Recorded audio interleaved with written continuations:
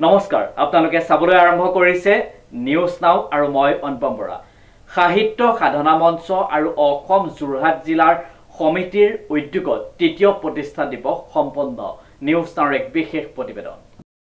সাহিত্য সাধনা মঞ্চ অসম যোৰহাট জিলা সমিতিৰ উদ্যোগত তৃতীয় প্ৰতিষ্ঠা দিৱস সম্পন্ন সাহিত্য সাধনা মঞ্চ অসমৰ প্ৰতিষ্ঠা দিৱসটি প্ৰতি বছৰে সাহিত্য সাধনা দিৱস হিচাপে অনুষ্ঠিত কৰি অহা হৈছে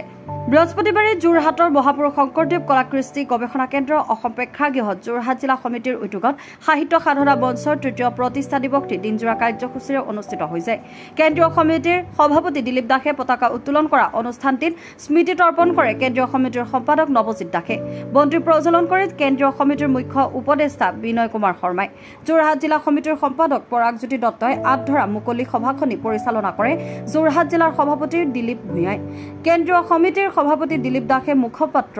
হামচৈ উন্মোচন কৰা সভাখনিত বিশিষ্ট সমাজকৰ্মী জগন্নাথ অগ্নি বৰা বিশিষ্ট সংগীত শিল্পী নিতুলমণি বৰপূজাৰী বিশিষ্ট কবি সাহিত্যিক বুদ্ধিন কুমাৰ শইকীয়া অসমীয়া প্ৰতিদিন কাকতৰ সংবাদদাতা তথা বিশিষ্ট কবি জিতুল কুমাৰ গগৈ উপস্থিত থাকে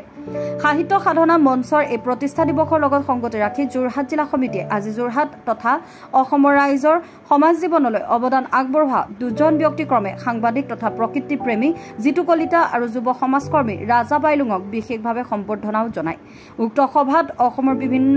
জিলাৰ প্ৰতিনিধিসকল উপস্থিত থাকে অসমৰ 2021 চনৰ আজিৰ এই দিনটোতে বাক্সা জিলাত জন্ম হৈছিল আৰু যোৰহাট জিলা সমিতি হৈছে আমাৰ প্ৰথমখন জিলা সমিতি আৰু প্ৰতি বছৰে আমি আমাৰ এই প্ৰতিষ্ঠা দিৱসটি সাহিত্য সাধনা দিৱস হিচাপে উদযাপন কৰি আহিছোঁ এই দিনটো আমি আমাক আত্মমূল্যায়নৰ এটা দিন হিচাপে লৈছোঁ যাতে আমি অনাগত দিনত আৰু অধিক উৎসাহেৰে নতুন প্ৰজন্মক আৰু অধিক সাহিত্য আৰু সাংস্কৃতিক ক্ষেত্ৰখনৰ জৰিয়তে আগবঢ়াই নিব পাৰোঁ বা তেওঁলোকক আমি এখন উপযুক্ত মঞ্চ প্ৰদান কৰিব পাৰোঁ তাৰ বাবে যাতে অধিক দায়বদ্ধ হৈ কাম কৰিব পাৰোঁ তাৰ বাবে আমি আজি এই দিনটো এনেদৰে উদযাপন কৰি আহিছোঁ শ্ৰীমন্ত মাধৱ বৰুৱাৰ ৰিপৰ্ট যোৰহাট।